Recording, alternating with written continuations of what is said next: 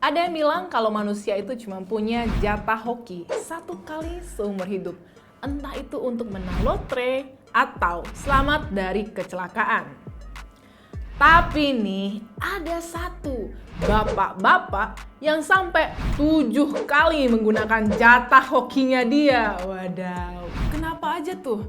Dia pernah selamat dari berbagai macam bencana hingga akhirnya dia bisa memenangkan lotre. Gila. Ini bapak belajar ngelmu di gunung mana nih? Bukan di Gunung Kawi kan pastinya? Nah, kita akan menelusuri lebih lanjut tentang siapa sih bapak ini sebenarnya. Dan inilah dia, the man who cheated that 7 time, Frank Selak.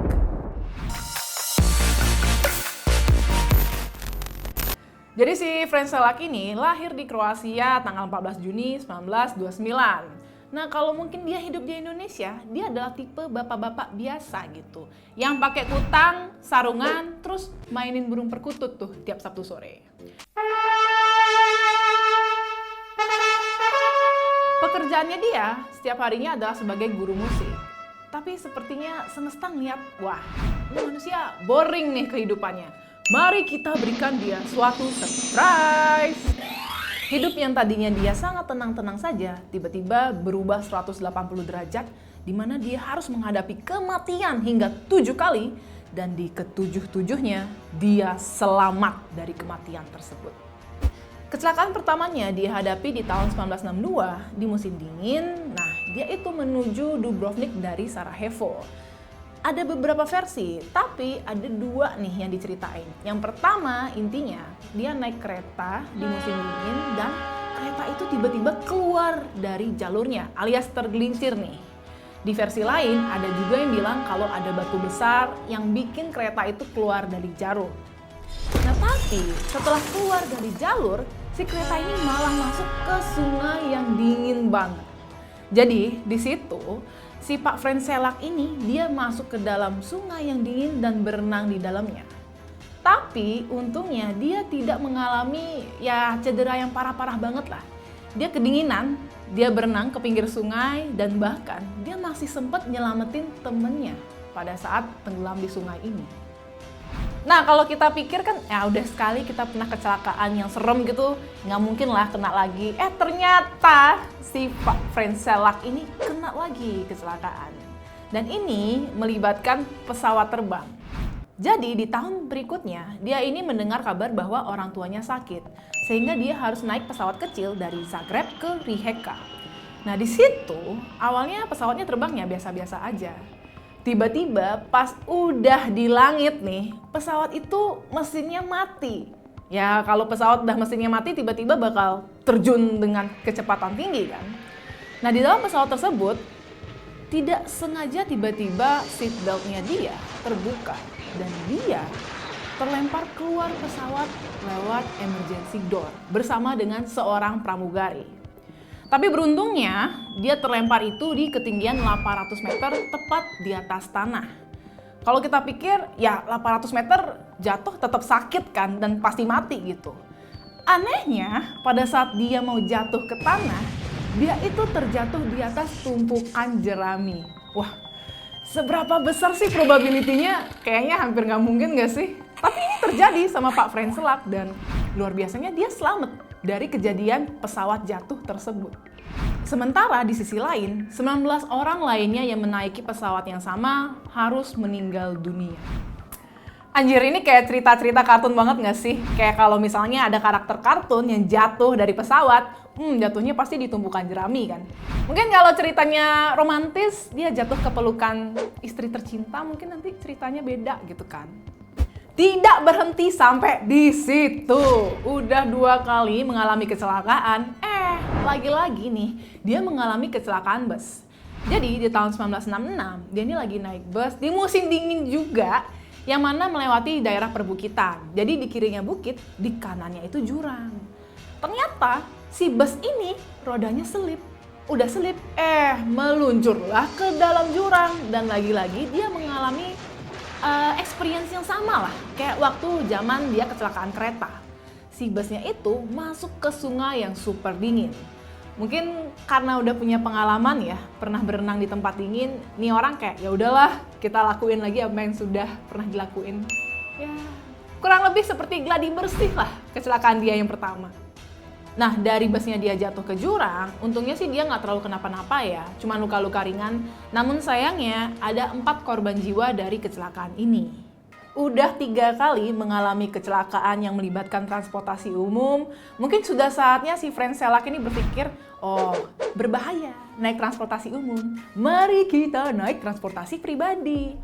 Akhirnya dia bawa mobil sendiri, tapi sayangnya di tahun 1970 dan di tahun 1973 dia mengalami kecelakaan mobil. Nah di sini nggak ada informasi yang pasti ya, apakah mobilnya sama atau enggak. Tapi si mobil itu tiba-tiba terbakar alias meledak ya. Kan biasa ya kalau misalnya mobil mungkin terlalu panas, tiba-tiba bisa kebakar dan meledak. Nah si Franz Selak ini akhirnya di mobil yang terbakar itu dia keluar dari pintu dan langsung loncat. Ala-ala film action lah kurang lebih. Tapi kalau udah tahu nih, misalnya sampai ini mobil yang sama ya. Dari tahun 1970 dia kecelakaan dengan mobil itu, masa dia bawa lagi sih di 1973? Kayak nggak belajar gitu dari experience. Tapi memang ada perbedaan yang signifikan ya di antara kecelakaan tahun 70 dan juga 73. Memang sama-sama kecelakaan mobil, tapi sayangnya di tahun 1973 Franz Selak mengalami kebakaran lampu. Yes, dari tahun 73 itu dia kecelakaan mobil dan kebakaran, dan yang kebakar cuman rambutnya dia. Wih, ini kalau bisa ya gue pengen copy paste nih orang punya hoki, men. Tadi udah berapa kecelakaan ya? Kecelakaan kereta, pesawat, bus, mobil. Nah, jangan sedih. Karena di tahun 95 dia lagi-lagi mengalami kecelakaan. Dan kali ini udah nggak pakai transportasi umum. Lu mau tahu gimana kecelakaannya? Iya, dia lagi diam-diam aja tiba-tiba ditabrak sama bus. Aneh banget nggak sih? Lu lagi diam-diam berdiri tiba-tiba ditabrak bus. Dan kocaknya nih, si manusia ditabrak bus malah kepental doang. Ini kayaknya manusianya dari apa sih? Dari karet kali ya? Apa jangan-jangan dia masih saudaraan sama Monkey D. Luffy? Kalau kita review lagi, memang sih semua kecelakaan yang Franz Selak alami itu tentang transportasi kan. Bahkan yang nggak transportasi pun, dia tuh lagi berdiri deket transportasi gitu. Pokoknya ada hubungannya deh sama transportasi. Sampai-sampai nih ya, tetangganya tuh pada nggak mau ikut sama dia kalau dia lagi terbang ataupun lagi naik bus. Biar nggak kena getahnya gitu kecelakaan. Dan akhirnya dia mengalami kecelakaan terakhirnya di tahun 1996. Dimana pada saat itu dia lagi naik mobil. Nah, dia naik mobilnya biasa aja, aman gitu loh, tenang. Dan kayaknya mobilnya udah ganti, jadi ini bukan karena kebakaran ya. Dia naik suatu perbukitan yang berkelok-kelok. Jadi dia setir kiri, setir kanan. Tiba-tiba dia ngeliatin ada truk tronton besar banget di depannya dia. Dan ini ugal-ugalan. Akhirnya dia karena nggak ada tempat untuk lari lagi, dia nabrak batas jalan dan keluar tuh dari perbukitan hingga masuk ke jurang. Syukurnya pada saat dia masuk ke jurang itu, dia lagi nggak pakai seatbelt. Gara-gara dia belajar nih dari pengalaman dia di pesawat. Dia terlempar keluar dari pesawat karena dia nggak pakai seatbelt kan. Nah sama, dia terlempar nih keluar dari mobilnya karena nggak pakai seatbelt juga. Dan akhirnya setelah dia terlempar keluar dari mobil, dia sangkut di pohon. Ya ini agak sedikit absurd sih. Kelempar mobil, tersangkut di pohon, terus selamat lagi gitu. Luar biasa sih. Kita kasih standing applause dulu nih buat Pak Franz Selak.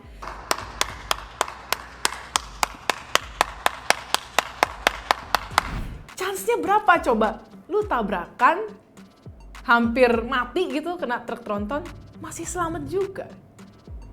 Setelah 7 kali bermain-main dengan kematian ya, mingle-mingle, akhirnya dia sampai di puncak acara kita bisa bilang. Di tahun 2003 dia mengalami suatu kejadian yang cukup besar juga. Tapi untungnya di kejadian kali ini dia tidak mengalami kesialan. Dia malah mengalami keberuntungan, yang mana dia menang jackpot suatu undian lotre dengan Total kemenangan 1 juta dolar. Nah itu US dollar ya. Nah setara dengan 14 miliar rupiah lah kurang lebih. Kalau kita pikir-pikir orang biasanya nih, kalau orang biasa dapat duit segitu banyak kan, ya pasti hura-hura lah, main cewek, beli ini itu. Gua tahu nih pikiran-pikiran lu kan kayak begitu. Tenang, si Frank Selak ini punya pemikiran yang beda. FYI, dia ini udah 6 kali nikah ya. Jadi dia 6 kali kawin cerai sampai akhirnya punya istri yang ke-6. Nah, dia baik banget nih. Dia bagi-bagi duitnya ke keluarga dan juga mantan-mantan istrinya. Nah, selain dia bagi-bagi duit nih buat keluarga dan juga mantan-mantan istrinya, dia juga menyisihkan duit tersebut untuk membangun kapel di Kroasia. Kalau kalian pikir dia mulia banget nih, duitnya cuma untuk disumbang-sumbangkan. Jangan salah. Akhirnya dia menggunakan sisa duit tersebut untuk membeli suatu rumah di private island dan dia tinggal di situ bersama dengan istri ke-6-nya, Katarina. Menjalani kehidupan di private island, hidup yang tenang, damai. Sebagai guru musik lagi, dia mencoba karirnya yang seperti dulu pernah dia jalani. Tapi dia merasa kayak ada kekosongan gitu. Kok bosen hidup seperti ini ya? Mungkin karena terlalu biasa hidup nyerempet mati gitu, kayak roller coaster. Hidup ini kurang drama gitu. Lu mending masuk ke saluran TV gitu, Indosiar atau SCTV, main sinetron kan banyak drama ya. Nah, akhirnya dia memutuskan untuk menjual rumahnya dia dan kembali hidup sederhana. Nggak tahu sih sederhana atau susah kan hidupnya di dunia sana ya. Mungkin musim dingin, banyak-banyak kaum gopnik gitu kan. Tiba-tiba tiap hari harus minum vodka, kita nggak tahu juga. Karena ceritanya dia ini viral pada masanya di seluruh dunia, akhirnya salah satu snack brand asal Australia menawarkan dia buat jadi iklan gitu kan. Awalnya dia mau nih, udah hampir berangkat ke Australia. Tapi mikir-mikir lagi gitu, wah gue ke Australia harus naik pesawat nih. Gue gak mau deh nguji-nguji lagi yang namanya hoki gitu kan. Dia gak tahu hokinya masih ada atau udah habis. Ini keputusan yang sangat wise ya. Mungkin karena dia udah umur juga, jadi nggak berani nih main-main sama kematian lagi. Wah, macam-macam sekali ya pendapat manusia-manusia di masyarakat Indonesia ini. Tapi nih, menurut gue pribadi ya emang ada orang beruntung, ada orang sial. Tapi kayaknya nih, ceritanya Frank Selak ini ada yang dia lebay-lebayin gitu loh. Ini kan kita semua based on internet ya. Memang informasi-informasinya lengkap. Cuman masalahnya, kalaupun dari sumber pertama nih, sumber primer alias si Frank Selak itu sendiri, kita nggak tahu apakah ada beberapa cerita yang dia bener-bener buat atau bener-bener terjadi. Jadi ya gue pribadi agak skeptis nih. Mungkin 1-2 kecelakaan oke lah terjadi. Tapi kecelakaan-kecelakaan lainnya bisa jadi dia emang bikin supaya ceritanya dia makin mantep gitu kan istilahnya. Oke, kita udah tahu cerita tentang Frank Selak. Jangan-jangan nih, di Indonesia ada Frank Selak lainnya gitu kan. Mending kita cek dulu apakah ada warga lokal yang pernah mengalami kesialan atau justru kehokian yang luar biasa. Ini dia warga lokal. Itu sih dari diri sendiri aja ya, kepercayaan. Ya bukan hoki sih, maksudnya kan kalau misalkan ini kan udah ada takdir keberuntungan masing-masing. Jadi kalau misalkan itu pasti ada orang yang kayak hari baik dan hari buruk gitu. Percaya saya. Kenapa percaya? Percaya ya karena kita ditakdirkan sebagai manusia pasti dikasih rezeki. Terus yang penting kita berusaha. Kalau rajin berusaha pasti ada. Percaya. Dia memang udah ditakdirkan sama yang kuasa itu. Percaya dong. Ya kan udah di itunya kan udah ditakdirkan kan ada hoki masing-masing gitu. Belum kayaknya. Ya pernah sih. Kayak kalau ada masalah nih, kayak misalkan pas waktu kecelakaan hampir lah kayak keserempet gitu, terus kayak keserempet terus nggak jadi gitu, jatuh dari motor, tapi ya alhamdulillah nggak apa-apa walaupun udah sempet jatuh gitu. Sering kita di jalan kita kecepit bis, truk, kita ketabrak sering kita ngalaminya. Ya selamat alhamdulillah karena kita masih percaya dengan yang di Allah, di atas Allah. Oh kalau itu sih kayaknya sih belum pernah sih. Pernah. Oh iya, ya dikit aja lah, pernah mau ada tragedi selamat gitu. Percayalah. Ya setiap orang ya pasti punya takdir masing-masing. Itu gue percaya. Karena apa ya? Karena itu takdir Tuhan. Tapi di sisi lain hoki juga gue percaya sih. Ya kalau dalam agama saya sih udah ditakdirin masing-masing koda dan kodirnya. Dari lahir, sebelum lahir juga udah ada takdirnya masing-masing gitu. Oh percaya, saya orang beriman pasti percaya. Percaya. Karena semua udah ditakdirkan sama yang kuasa juga. Percaya.